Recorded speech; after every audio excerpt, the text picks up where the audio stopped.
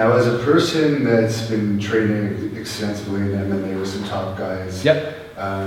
What do you think about CM Punk's foray into the world of MMA? Yeah, well, I'll say this. I'll say this off the bat. I give Phil or CM Punk, I give him credit for going out there and doing the fight.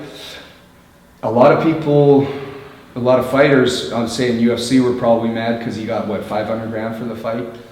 And, you know, bottom guys, it's 5 and 5 if they win and lose, or 10 and 10. I don't know exactly the pay scale. But you can't really blame Punk for that. The guy to blame for that is the people that are paying the money. That's to be Dana White or the brothers or whatever. I don't know who is deciding the pay scale. And that was kind of the same thing was with a lot of these guys that were being sent to developmental, like a lot of models or muscle heads or football players, ex-football players that are being signed to big money, and guys in developmental would be getting mad at them, and it's like, well, you shouldn't get mad at them, you should be getting mad at the guy that's hiring them because he's the guy that's paying them. Because if somebody says, if there's a guy that's a musclehead football player and he's retired and he's looking for a job, and someone says, well, I'll pay you $75,000 to be a lawyer. Okay, sure, I'll take it. I don't know how to be a lawyer. I don't like being a lawyer, but I'll take it, 9 to 5 or whatever, or be a lawyer's assistant, I should say.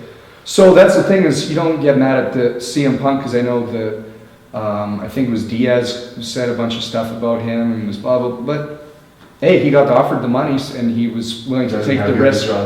Yeah. So he was willing to take the risk one night. Sure, why not? I know that he did go to train with Josh Barnett, and Josh had told me sort of in you know, when we were just chatting, and he said that he needed a lot of work. And I know that Josh is a very smart guy with fighters and fighting and teaching, and I would take his word basically over anybody's, if his advice or his opinion on somebody being ready or not being ready to be in the cage over anybody's. I mean, the guy's been around MMA for 20 years. He knows pro wrestling, and he would know sort of what Punk's stature is, and for him to say that, I believed him, and I knew that when he was stepping into the octagon, that it was a big risk, and I didn't think that he was going to win, to be honest with you. I didn't think it was a bad idea just because he had one UFC fight under his belt. He made $500,000. He can move on and do whatever else he wants to do. I think that it would have been better if he had some, I don't want to say easier fights, but maybe if Bellator had offered him something and kind of built up his record. Because fighting anybody in the UFC, even if it's a lower rate guy, they're professional fighters, and that's what they do for a living, and everybody there in the UFC that's fighting now is basically a stud. They're going to be a specialist in something. If it's striking, if it's wrestling, if it's grappling on the ground, to be able to get it there, and you have to have a certain amount of fights before you get up there, pro fights. So everybody there is pretty much a stud. They're no pushovers. So was it a bad thing? Well, I mean, I don't really think that it hurt pro wrestling, because everybody seems to think that it's, you know, it's fake or this and that.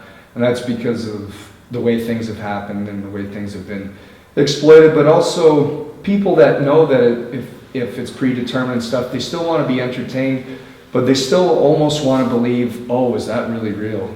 And that's what I was getting back to with being stiff with each other and laying stuff in and having a respect for the kayfabe.